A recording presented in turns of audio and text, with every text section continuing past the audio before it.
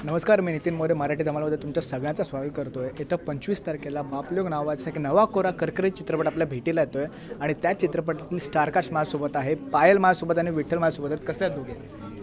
आम्ही दोघंही मस्त. हो, मी मस्त आहे. आपण लोकांना गप्पांना सुरुवात करूया.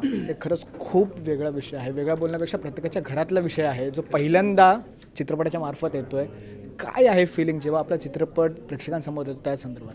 माझा पहिला चित्रपट आहे, त्यामुळे मला फार उत्सुकता आहे की लोकांना कसा वाटतोय सिनेमा. आणि ह्या सगळ्या मला तर असं एक नवीन हे झालं आता की बाप लोक विथ बाप माणसं असं झालं आहे. म्हणजे ऐकायला पण किती कमाल आहे, स्वप्नवत आहे. मला सगळे म्हणतात की नशीबवान आहेस, पण मला असं वाटतं नशीब एकदा हे होतं, आता इथून पुढे कष्ट करायची ताकद आहे.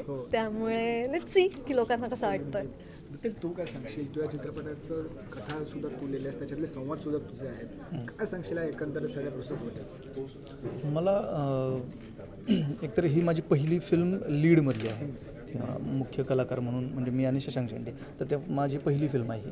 सो एकतर आनंद आहेच आहे. एकतर मी खरं सांगायचं म्हटलं तर आपण पोस्टरवर दिसतोय, आपलं नाव येतं पोस्टरवर, हा खूपच आनंदाची गोष्ट आहे खरं तर. आणि हे आनंद देणारी गोष्टच आहे.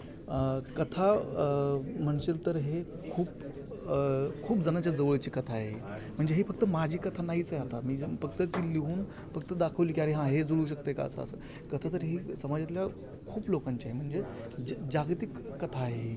म्हणजे मी म्हणतो की आफ्रिकेतला बाप आणि मुलगा त्याचंही असंच असणार आहे, अमेरिकेतला बाप आणि मुलगा त्याचंही असंच असणार आहे, भारतातला बाप आणि मुलगा आहे त्याचंही असंच असणार आहे. आणि त्यात मध्य प्रदेशमध्ये, महाराष्ट्रामध्ये, केरळमध्ये असंच असणार आहे सगळीकडं. सो ते सर्च शोधायचा प्रयत्न केलेला आहे या कथेतून की आपल्याला काय मिळू शकतं, असं काय टेन्शन आहे ते की उगीचंच आहे. बरं, आपली भांडणं आहेत का? नाही. आपण बरं असे काय हाणामारी झाली आहे का? नाही, काहीच नाही. किंवा असं काही खूप वाईट केलं का? बाप आपल्यासाठी चांगलंच करतो हे आपल्याला माहीत आहे, पण तरी पण पटत का नाही? कळतंय असतोच, हां कळतंय पण वळत का नाही, काय एक्झॅक्टली. तर हे सगळं शोधायचा प्रयत्न या फिल्ममध्ये केलेला आहे. बरं, तुम्हाला दोघांना प्रश्न विचारायला आवडेल मला की जेव्हा चित्रपटाचं शूटिंग सुरू होतं तेव्हा असे काही सीन्स वगैरे असतील ज्याच्यामध्ये आपल्याला आपली रिलेट किंवा आपल्याला वाटतं की अरे नाही यार, हे माझ्यासोबत सुद्धा असं घडलं आहे, तसं कधी झालेलं का तुझ्यासोबत? मगाशी सर म्हणाले तसं ना, मुलगी म्हणून माझ्या बाबांचं माझ्यावर फार प्रेम आहे आणि मुली लाडक्या असतात. त्यामुळे ह्या फिल्मच्या पूर्ण प्रवासामध्ये ना माझा भाऊ आणि माझे बाबा एक कॉन्स्टंट मला दिसत होतं की हां अच्छा, म्हणून असं होत असणार आहे, म्हणून ते तसं. आणि विठ्ठल म्हणतो ते अगदी बरोबर आहे की हे प्रत्येक घरात घडतं. आणि म्हणूनच मला असं वाटतं की आपण किती गर्लफ्रेंड्स बरोबर पिक्चर बघितलेत, बॉयफ्रेंड बरोबर बघितलेत, मित्रमैत्रिणींबरोबर पाहिलेत. मला वाटतं हीच ती संधी आहे जिथे आपण बापाला म्हणू शकतो की चला आज मी तुम्हाला एक पिक्चर दाखवतो. आणि असं नाही आहे की फक्त बाप आणि मुलांनीच ते पाहिली पाहिजे. म्हणजे मी तुला सांगते की जेव्हा सगळे बसतील ना तेव्हा पण असं कधी कधी होतं बघ की एखादा सीन चालवणं आपल्याला माहिती असतं की हां आई बाबा असेच करतात किंवा हां हे आमच्या घरात होतं. ते तुम्ही जे काही चेरिश कराल ना ते मला या पूर्ण प्रवासामध्ये खूप एन्जॉय करता आलं आणि मला ते नव्याने कळलं की असंही असतं. नाही पाहिजे, तुलाच प्रश्न पुढचा विचारतो की जेव्हा चित्रपटाची स्क्रिप्ट आपल्याकडे येते, आपण जसं तू बोललीस की अभिनय हा नवीन नव्हता माझ्यासाठी, भरतनाट्यम केल्यामुळे अभिनय काय असतो ते माहिती होतं, पण अशा पद्धतीची स्क्रिप्ट येते तेव्हा मनामध्ये एक भीती आणि धाकधूक असते का? कारण का या चित्रपटामध्ये एक शशांक नावाचा एक खूप मोठा व्यक्ती, म्हणजे चित्रपटासाठी वेडा असा व्यक्ती त्या चित्रपटामध्ये काम करणार आहे. काय असते फिलिंग ती? तू म्हणालास ते बरोबर आहे. म्हणजे भीती मला सेटवर गेल्यानंतर ॲक्च्युली वाटली. म्हणजे मी 7 वेळा ऑडिशन दिली होती टोटल. आणि शशांक सर मला वाटतं शेवटच्या 2 जेव्हा मी केले इम्प्रोव्हायझेशन्स तेव्हा माझ्यासमोर होते. आणि मला असं होतं की यांना हे आणि नंतर बाहेर आल्यानंतर मला झालं शशांक शेंडे होते कुठेतरी पहिल्यासारखं वाटतं. हो. मला असं वाटलेलं की हे आपल्याला काही फोन बिन येणार नाही. पण मला 15 दिवसांनी फोन आला. आणि मी तुला म्हटलं तसं सेटवर गेल्यानंतर त्याचं गांभीर्य आलं. म्हणजे सर म्हणतात तसं की ॲक्टर म्हणून तुम्ही इतके प्रिपेअर पाहिजे की त्यावेळेस इतका पैसा, इतके कष्ट लोकांचे लागलेले असतात की आपण तिथे जाऊन पटकन आपलं प्रिपरेशन दाखवून काम केलं पाहिजे. खूप शिकायला मिळालं रे. आणि भीती तर आदरयुक्त भीती.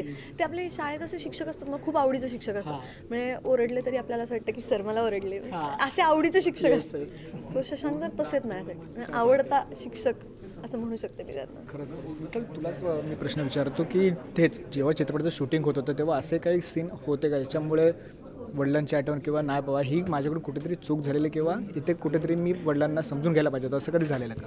हा चित्रपट म्हणजे तेच आहे सगळं. म्हणजे एकंदरीत आहे जे आहे ते आहे सगळं. असं मग ते वाईट असो, चांगलं असो, आबोल असो, जे काय ते आहेत. बरं, जसं जेव्हा तू ह्या चित्रपटाची स्टोरी दिग्दर्शकांना सांगितलीस, मकरंदला सांगितलीस, तेव्हा त्यांच्या मनामध्ये काय होतं? कारण का चित्रपट जरी साधा असला, चित्रपटाचा विषय जरी साधा असला तरी त्याच्या पाठीमागचं गांभीर्य खरंच खूप मोठं आहे. काय होती तेवढ्याची प्रश्न?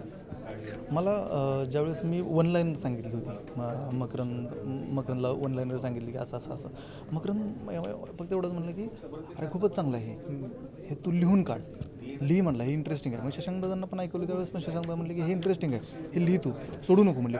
पण मला असं आपण ॲक्टिंग करत असताना मग ते हे प्रोजेक्ट केला, तो प्रोजेक्ट केला, असं करत विसरत जायचं झालं होतं हे. पण परत लॉकडाऊनमध्ये ही लिहिली. लॉकडाऊन पहिलं झालं लॉकडाऊन, आणि मग करायचं काय, तर मग मला ते रिकॉल झाले की अरे हां, आपल्याकडे ते आहे, आपण ते लिहिलं पाहिजे. मग ते लिहिलं, आणि त्या दरम्यान आम्ही फोनवर ऐकवत होतो एकमेकांना, मी असं लिहिलं होतं, तसं लिहिलं. मग म्हणायचं अरे हां, हे चांगलं आहे, किंवा हे नाही, हे काढ, हे काढ. मग मीटिंग पण आमच्या प्रोड्युसर बरोबर जे आहेत तर त्या फोनवर व्हायच्या. तर ते लॉकडाऊनमध्ये काहीतरी करायचं आहे, आता नवीन उभारी घ्यायची आहे सगळ्यांनीच, हे निगेटिव्हिटी किती दिवस ठेवायची, ह्या काहीतरी उभारी घेण्यासाठी चला काहीतरी करूया असं दमदार. तर त्यातनं हे सगळं झालेलं आहे. क्या बात आहे. खरंच खूप सुंदर विषय आहे. जसा तू बोललास की प्रत्येक आई व प्रत्येक मुलं आणि बापाच्या जवळचा विषय आहे. तुर्तास आपण इथे थांबूया. चित्रपटाच्या प्रमोशन दरम्यान आपण पुढे सुद्धा भेटत राहू. तरी जाता त्या प्रेक्षकांना काय सांगाल की यामधून बाप लेकाचं वेगळं असं नातं, किंवा त्या दोघांचे वेगळे कोणते पैलू बघायला मिळतील? मला एकच वाटतं की हे बघा, आता हे आपण फिल्म म्हणजे समाजामध्ये कितपत परिणाम होतो वगैरे याचं मला ज्ञान नाही बरं का, तेवढं मोठं नाही.